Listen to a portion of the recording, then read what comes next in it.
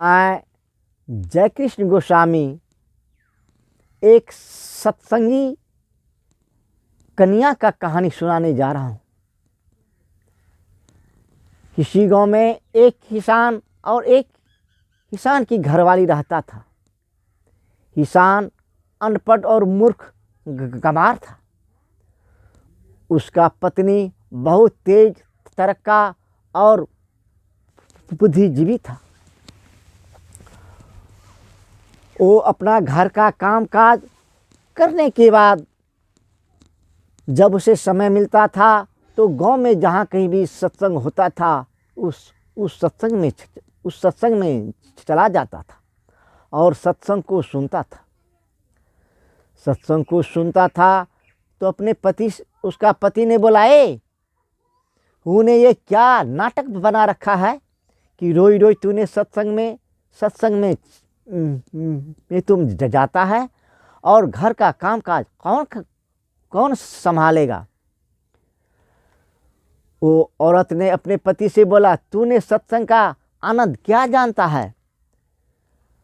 आज तू मेरे साथ सत्संग में चलो और सत्संग का आनंद देखना। उन्होंने क्या काम किया। दूसरे दिन सत्संग में जाने के बाद अपने किसान को अपने साथ ले गया। किसान को साथ ले गया। किसान की घरवाली ने महिला का संग में जा कर के बैठ गया और किसान अनपढ़ गंवार तो था ही। एक जिसके यहाँ सत्संग होता था उसके यहाँ भैंस बांधने वाला एक खुट्टा जमीन में धंसाया हुआ था। उस खुट्टे के सहारे बैठ गया और उसे सत्संग सुनते सुनते बहुत नींद आ गया। नींद आने के बाद उन्होंने सो गया। उधर से एक कुत्ता आया और किसान मुंह फाड़ करके खराटे का आवाज़ ले रहा था। कुत्ता उसके मुंह में पेशाब कर दिया तो वो किसान के मुंह में पेशाब जाने के बाद वो नमकीन लगा उसे घोंट गया। जब सत्संग समाप्त हो गया तो सभी लोग बोला, आहा, आज सत्संग में अमृत का वर्षा हो रहा था।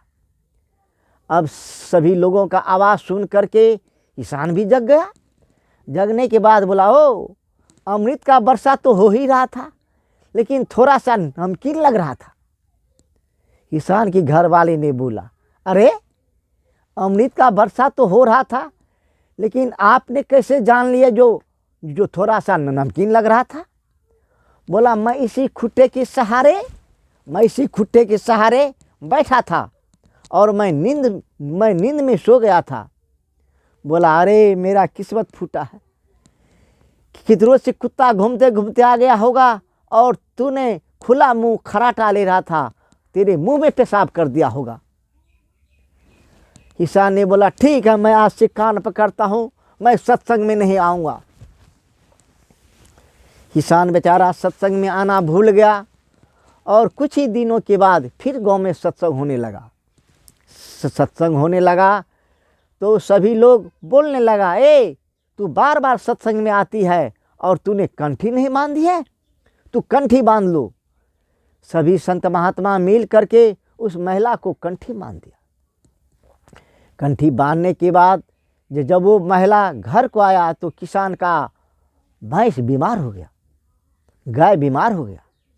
किसान ने बोला, आज देखो अपना गाय और भैंस बीमार हो गया। बोला, मैं आज कंठी बांध के आया हूँ सत्संग में। बोला, अरे तूने कंठी बांध के आया है, मुझे कंठी नहीं धारता है, तू जाओ कंठी तोड़ के आ जाओ, नहीं तो मैं तुझे बहुत मारूंगा। किसान ने 2-4 लाठी अपने घरवाली को जमा दिया। किसान की घरवाली रोता हुआ महात्मा के पास गया। बोला, महात्मा जी, मुझे कंठी नहीं धारता है, मैंने आज कंठी बांधा, मेरा गाय भैंस बीमार हो गया, मेरा कंठी तो तोड़ दो।